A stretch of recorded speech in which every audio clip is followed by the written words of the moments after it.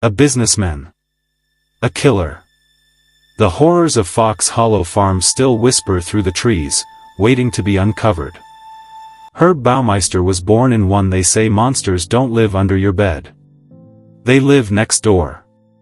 They go to work. They smile at you in the grocery store. They raise families. But when no one is watching, they kill. This is a story that will chill you to the bone. Of a man who hid his darkest secrets behind a friendly smile and buried his victims in the woods behind his home. His name was Herb Baumeister. A father. 947, in a quiet Indiana town. On the outside, he looked like any other child, but inside, something was different. He was fascinated with death from an early age. While other kids played with toys, Herb collected dead animals. His teachers noticed the darkness that followed him. One day, he shocked a classroom by leaving a dead crow on a teacher's desk, a grim message no one could explain. Doctors later said Herb might have suffered from schizophrenia, a serious mental illness that can warp reality. But in the 1960s, treatment was limited, and his condition went mostly unnoticed. As Herb grew older, the signs became harder to ignore. He was quiet, often angry, and deeply troubled. But he kept his demons locked away, hidden behind the mask of normalcy. In his 20s, Herb married and had children. He built a small business selling thrift store goods, and bought a large estate in Westfield, Indiana. The house, known as Fox Hollow Farm, sat alone on 15 acres of forest land. Surrounded by towering trees and silence, it was a perfect place to hide, and to kill. Neighbors admired Herb. He drove a nice car. He smiled and waved. To the outside world, he was the perfect family man. But behind the walls of Fox Hollow, terror was growing. By the late 1980s, young men began vanishing from Indianapolis, men who often spent nights at gay clubs near Interstate 70. One disappeared here, another there. No signs of struggle. No clues. No bodies. The police were baffled. The media called the unknown predator the I-70 Strangler. But for Herb Baumeister, these men were not victims, they were prey. Each man who disappeared had a story. Some were students, others worked blue-collar jobs. Many were struggling to live openly in a society that judged them harshly. Their families waited for answers, but none came. As the 1990s dawned, whispers spread through Indianapolis like a cold wind. Young men were disappearing. One after another. Vanishing into thin air. No one knew why. No one knew where. The city held its breath, afraid to look too closely. At the same time, the police struggled. They had no bodies. No crime scenes. No clear suspect. Just a terrifying pattern. In 1993, a man named Tony Harris walked into a bar. Tony was young, full of life, just like the others who disappeared. That night, Tony met a man who introduced himself as Brian Smart.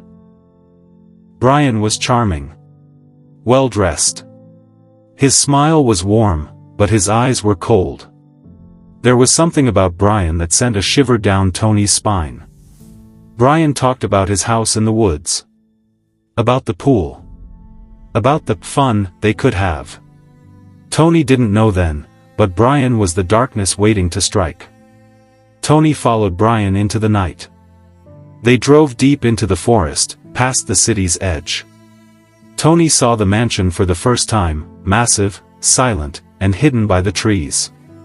Inside, the walls were lined with mannequins. Silent watchers. Eyes that seemed to follow every move. Tony felt their cold gaze burning into his skin. Then Brian suggested a game, a choking game. Tony played along, heart pounding. But the grip tightened, too tight. Everything blurred. Darkness closed in. Then, with a quick release, Brian let go. Tony gasped for air, alive, but forever changed. After that night, Tony searched for Brian Smart, but Brian had vanished. Then, one day, Tony saw the man again. The same eyes. The same smile.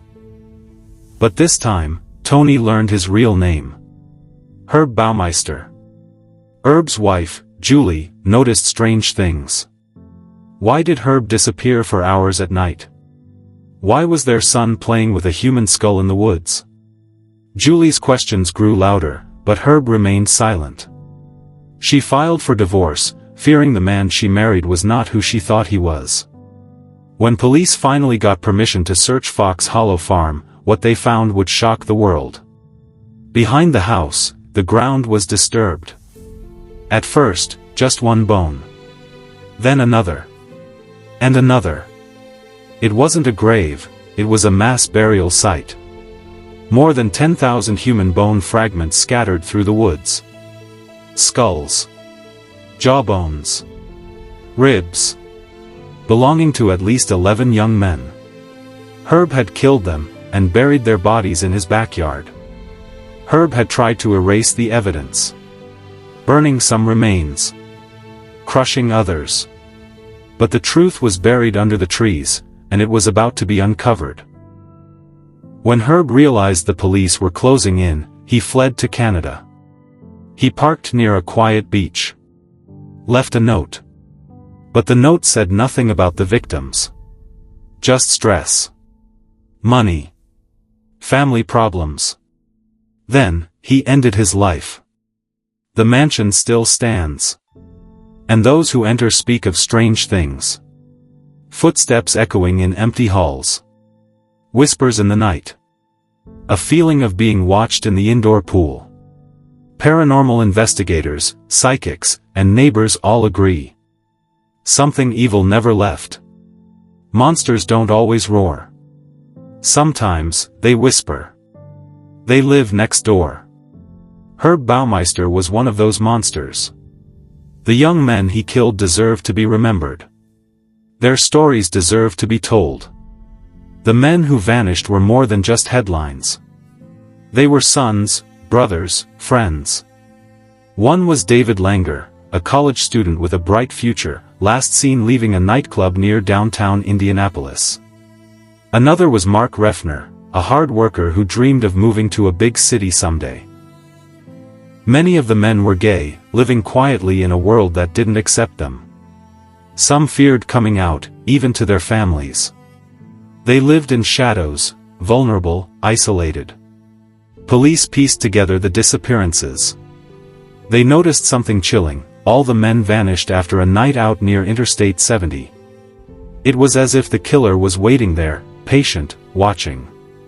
Detectives dubbed him the I-70 Strangler. But the truth was far worse. Herb Baumeister wasn't just strangling, he was hunting, torturing, and killing. Herb's childhood obsession with death turned into a deadly compulsion. Psychologists later said he had deep rage and hatred towards gay men, perhaps blaming them for parts of his own hidden struggles. He used his charm and wealth to lure victims. The mansion, Fox Hollow Farm, was the perfect trap: isolated, secret, deadly. Tony Harris's story is one of the few escapes from Herb's grasp. When Brian Smart, or rather Herb, invited Tony to the pool house, Tony had no idea what awaited him. Surrounded by mannequins that seemed alive, Tony's heart pounded. The choking game started as a joke, a test of trust. But the grip became deadly. Tony's mind screamed for escape. He faked unconsciousness. And when Herb loosened his grip, Tony ran. Out of that house, into the night, and into safety. With Tony's story, the police finally had a face: Herb Baumeister. They tried to search Fox Hollow Farm, but Herb refused entry. Neighbors noticed strange activity: Herb disappearing at odd hours, digging in the woods. Her wife, Julie, fearful and desperate, pushed for the truth. Finally, police got permission to search. The excavation began quietly. At first, only small fragments of bone emerged. Then whole skulls. Jawbones.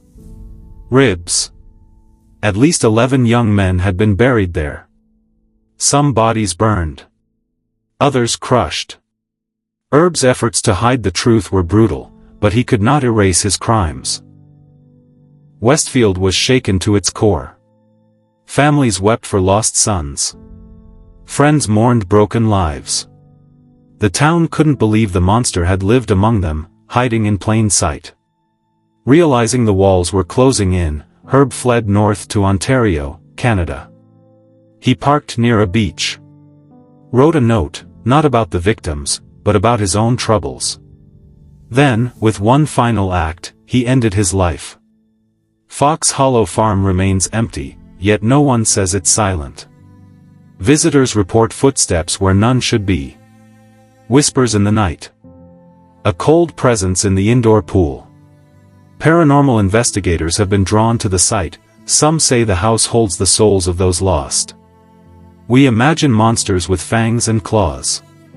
But sometimes they wear a tie, pack a lunch, smile at you in the supermarket, and bury their secrets in the backyard.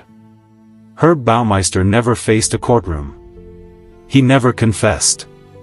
He took his secrets to the grave. But the truth remains buried in the woods of Fox Hollow Farm. The young men he hunted, silenced, and buried. Their names forgotten by many, but not by us. They deserve to be remembered.